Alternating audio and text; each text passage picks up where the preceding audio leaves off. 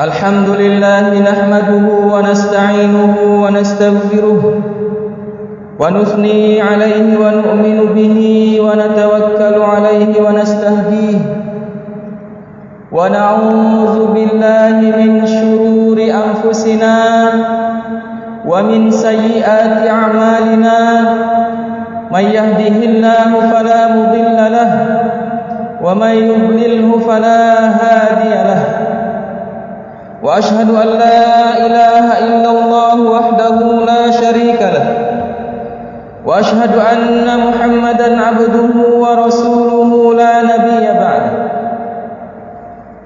وقال تبارك وتعالى يا أيها الذين آمنوا كتب عليكم الصيام كما كتب على الذين من قبلكم لعلكم تتقون وقال تبارك وتعالى حامين والكتاب المبين إنا أنزلناه في ليلة مباركة إنا كنا منذرين فيها يفرق كل أمر حكيم أمرا من عندنا إنا كنا مرسلين رحمة من ربك إنه هو السميع العليم صدق الله العظيم وقال رسول الله صلى الله عليه وسلم من صام رمضان إيمانا واحتسابا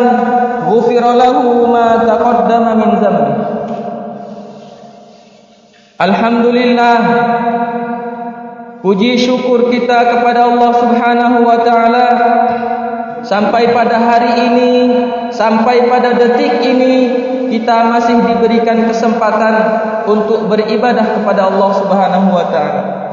Kita masih diberikan kesadaran dan keimanan untuk tetap istiqomah di jalan Allah Subhanahu wa taala. Salawat dan salam kepada baginda Rasulullah Muhammad sallallahu alaihi wasallam.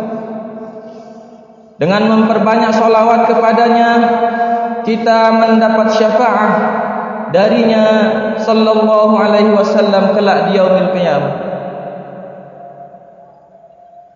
Inna syahra Ramadan awwaluhu rahmah wa awsatuhu maghfirah wa akhirahu itqum minan nar.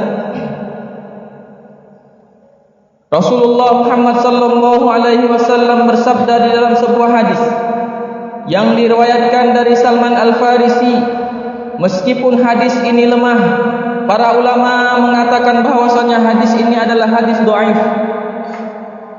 Akan tetapi pesan ataupun faidah yang terkandung di dalam hadis ini begitu banyak. Ada pesan-pesan moral yang begitu penting yang disampaikan di dalam hadis ini. Kemudian hadis ini dikuatkan dengan beberapa syahadat atau beberapa hadis-hadis yang lain yang sama seperti hadis ini. Imam As-Suyuti rahimahullah memberikan syarat-syarat hadis dhaif bisa dipakai. Syaratnya yang pertama adalah dhaifnya bukan dhaif jiddan. Yang kedua, ada syawahid atau ada hadis-hadis lain yang menguatkan. Yang ketiga, pesan-pesan yang disampaikan tidak bertentangan dengan kaidah. Yang keempat, hadisnya bukan hadis yang menceritakan tentang akidah, bukan hadis yang berkaitan dengan sifat Allah, atau bukan hadis yang berkaitan dengan akidah. Hadis ini menceritakan tentang fadail bulan Ramadan, kemuliaan bulan Ramadan.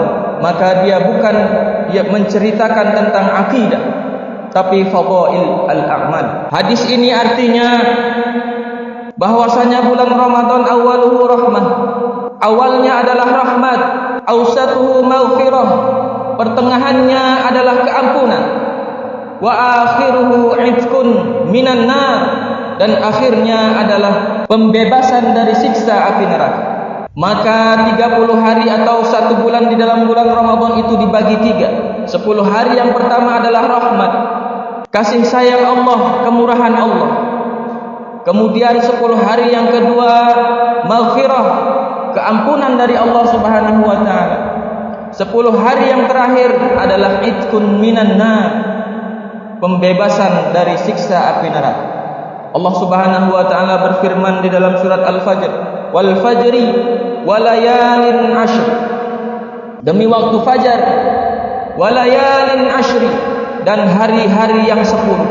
Para ulama menafsirkan walayalin ashri termasuklah 10 hari bulan Ramadan ini.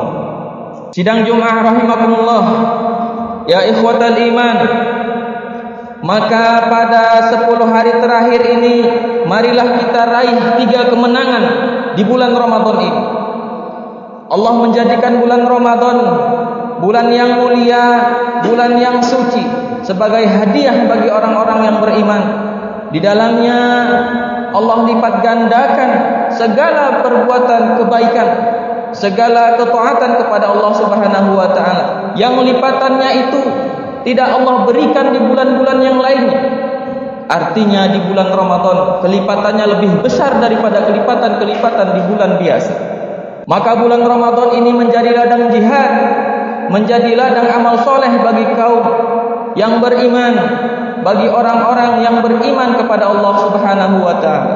Ya ikhwatal iman, kemenangan adalah sebuah keniscayaan atau sebuah tujuan yang paling tinggi yang hendak dicapai oleh setiap orang yang beriman. Maka Allah Subhanahu wa taala berfirman di dalam surat Ali Imran tentang kemenangan, "Faman zuhziha 'anil nari wa udkhilal jannata faqad faz." Artinya adalah barang siapa yang dihindarkan dari neraka dan dimasukkan ke dalam surga, faqad faz, maka sesungguhnya dia telah berhasil, maka sesungguhnya dia telah beruntung, maka sesungguhnya dia telah mencapai tujuan. Maka kemenangan atau faz atau faiz adalah orang-orang yang dihindarkan oleh Allah Subhanahu wa taala dari siksa api neraka, kemudian dimasukkan oleh Allah Subhanahu wa taala ke dalam surga. Ini faz secara umum. Namun kemenangan di dalam Al-Quran ada 3. Kalimat faz di dalam Al-Quran digandingkan atau dibagi menjadi 3. Yang paling utama dan yang paling tinggi adalah fauzun azim, kemenangan yang paling tinggi. Kemudian fauzul kabir, kemenangan yang tinggi. Kemudian tingkatan yang terakhir fauzul mubin, kemenangan yang nyata. Allah Subhanahu wa taala membagi kemenangan-kemenangan ini di dalam ayatnya. Kemenangan yang paling tinggi atau fauzul azim, sebagaimana Allah Subhanahu wa taala berfirman dalam surat Al-Maidah ayat 119, "Qala Allahu hadza yaumu yanfa'us shadiqina sidquhum lahum jannatun tajri min tahtihal anhar khalidina fiha abada radhiyallahu anhum wa radu an dzalikal fawzul azim." Maka di dalam ayat ini Allah sebutkan ciri-ciri orang yang mendapat kemenangan yang paling tinggi. Yang pertama adalah Allah Subhanahu wa taala berfirman, "Qala Allahu hadza yaumu yanfa'us shadiqina sidquhum."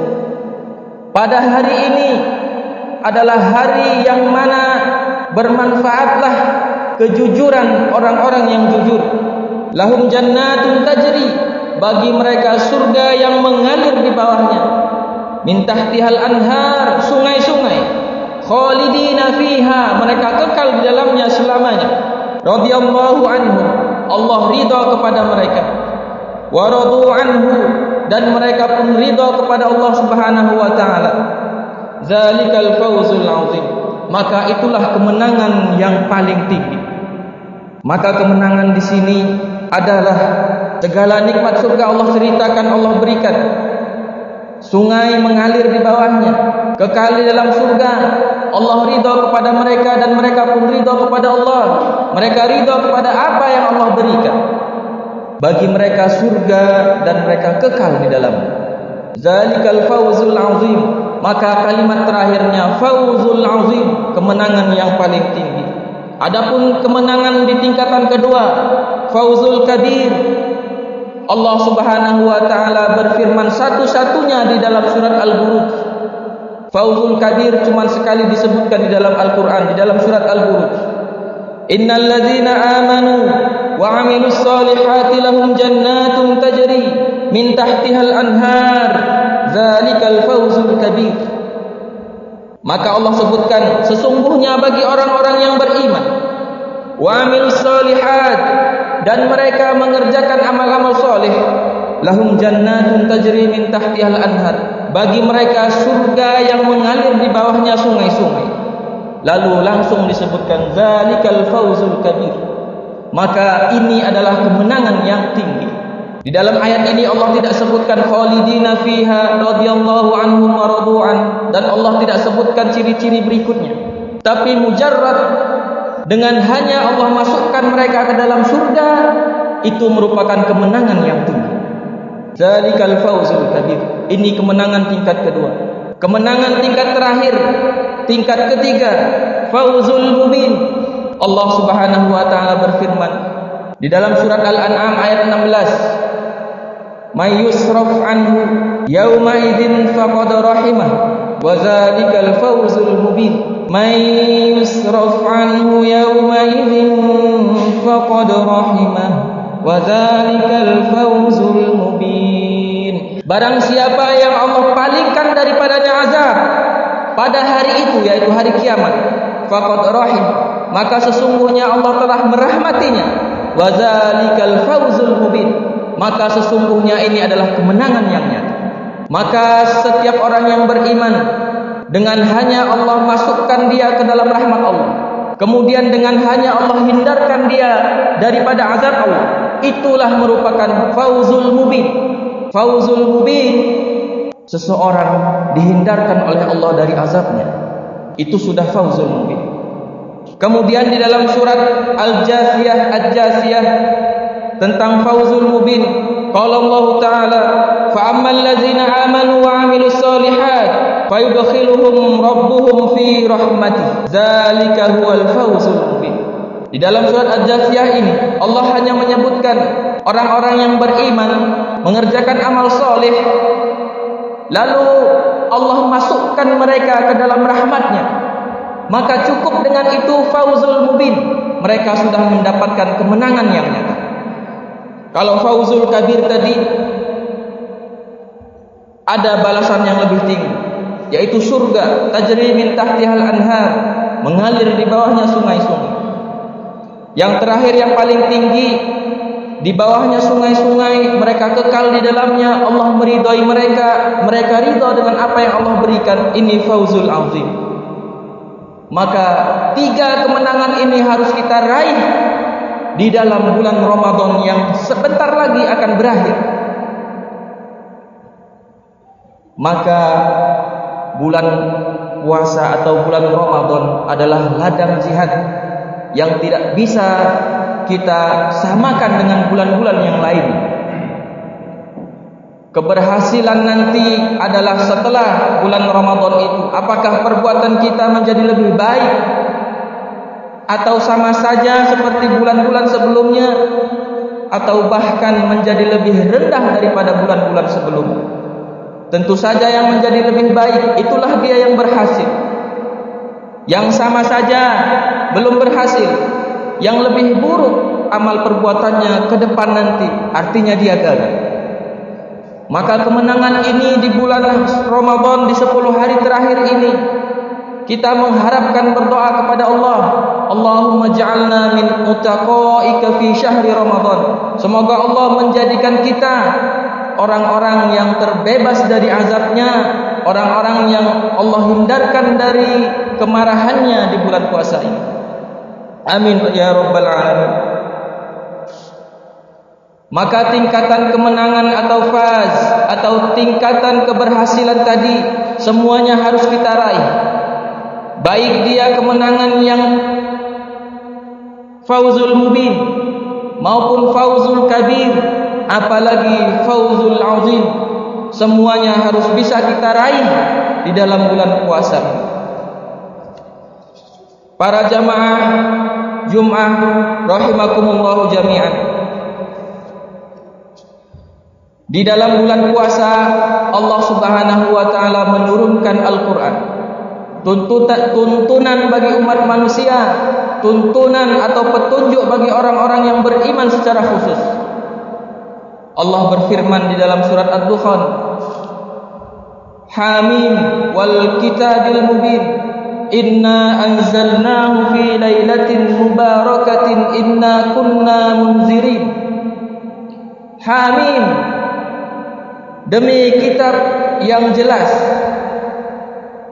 sesungguhnya kami menurunkannya di malam yang kami berkahi. Inna kunna munzirin, maka kami yang memberikan peringatan. Fiha yufraqu kulli amrin hakim, fiha yufraqu kullu amrin hakim. Di malam itu dijelaskan segala urusan yang penuh hikmah. Amram min indina, urusan dari sisi kami. Inna kunna mursilin, kamilah yang mengutus para rasul. Rahmatan min rabbik, sebagai rahmat bagimu dari Tuhanmu. Innahu huwas samiul alim, sesungguhnya Tuhanmu maha mengetahui, maha mendengar lagi maha mengetahui. Maka surat Ad-Dukhan di pembukaannya ini sangat mirip dengan surat Inna anzalnahu fi lailatul qadr. Para ulama mengatakan bahwasanya ini adalah dalil bahwasanya Al-Qur'an diturunkan oleh Allah fi lailatin mubarakatin. Lailatin mubarakatin, malam yang diberkahi. Para ulama mentafsirkan menyandingkan dua surat ini. Surat Inna anzalnahu fi lailatul qadr, sesungguhnya kami menurunkan Al-Quran itu di malam Qadar, Lailatul Qadar. Kemudian pertanyaan di bawahnya, wa ma adraka ma Lailatul Qadar, apakah kamu mengetahui apa itu Lailatul Qadar? Maka jawabannya, Lailatul Qadri adalah Lailatin mubarakatin, malam yang diberkahi.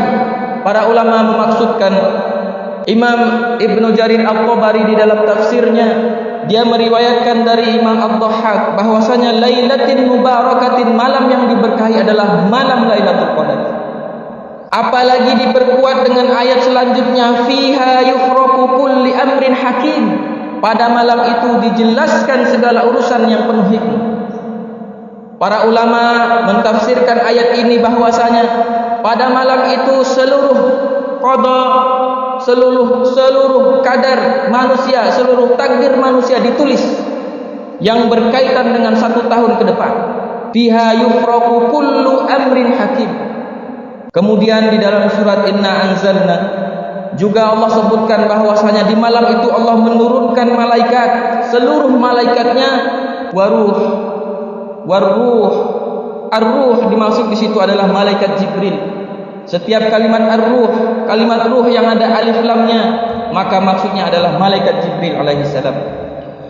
Di mana pada malam hari itu seluruh urusan manusia, takdir manusia yang berkaitan dengan 1 tahun ke depan ditulis.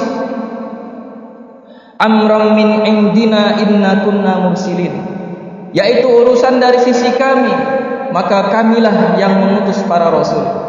Rahmatan min rabbik, sebagai rahmat dari Tuhanmu untukmu. Innahu huwas samiul alim, maka Tuhanmu maha mendengar lagi maha mengetahui. Maka rahman di situ adalah umum, yaitu Rahman. Bismillahirrahmanirrahim. Kalimat Rahman adalah kemurahan Allah, kasih sayang Allah yang sifatnya umum, mencapai seluruhnya, baik dia orang Islam, baik dia orang beriman, baik dia orang kafirnya, baik dia orang fajirnya, orang asinya, tumbuh-tumbuhannya, bebatuannya, seluruh alam masuk ke dalam rahmatnya Allah, rahmannya Allah. Namun orang-orang beriman dikhususkan oleh Allah Subhanahu wa taala. Orang-orang yang beriman kepada Allah disebutnya Rahim, Rahimun. Kalau Rahman mencakup seluruhnya, tapi Ar-Rahim hanya khusus bagi orang-orang yang beriman kepada Allah Subhanahu wa taala. Maka dari kalimat Rahim, kasih sayang Allah, kelembutan Allah yang diberikan memberikan kepada orang-orang yang beriman, Allah turunkan menjadi nama di mana setiap manusia dilahirkan darinya, yaitu rahim seorang ibu. Jamaah Jum'ah yang dirahmati Allah, di bulan puasa, bulan Ramadan yang sebentar lagi meninggalkan kita, bulan Ramadan yang membawa maghfirah, membawa keampunan dan pahala yang berlipat ganda, akan meninggalkan kita, menyisakan kesedihan.